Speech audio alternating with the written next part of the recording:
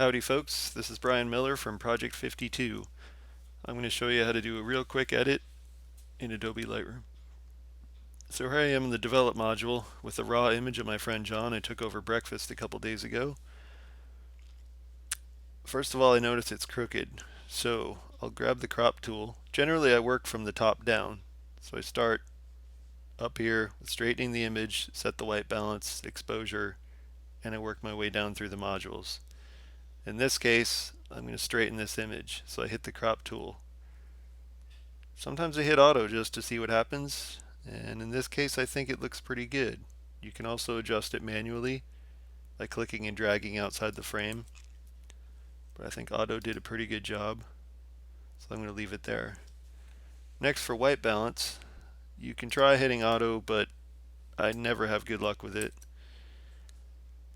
You can grab the eyedropper tool and find a neutral point in the image, which sometimes works pretty good. That warmed it up a little bit, but not enough. I think that looks okay. So obviously I wanted to blow the windows out, and it may be a little bit overexposed. So I'm going to hit my J key to bring up my highlight clipping. And it is in fact blown out. So instead of making a small adjustment by clicking and dragging the exposure slider, if I put my cursor right over the point on the slider and hit my down arrow key, I can make small incremental adjustments without going crazy. If I want to make bigger adjustments, I can hold down the shift key and hit the down or up arrows and make adjustments in larger increments. For now I'm going to leave it right there. My highlights obviously are blown out in the windows, so a little trick I use is to hold the shift key and double click the name of the slider, and it's supposed to bring your slider down right to where it starts to clip, just below it. If I don't like what I've done, I can just double click the name of the slider and it will send it back to 0. Same goes for any slider in the develop panel. In this case I'm going to hold down shift, double click highlights, and it takes them out. They're not clipping anymore.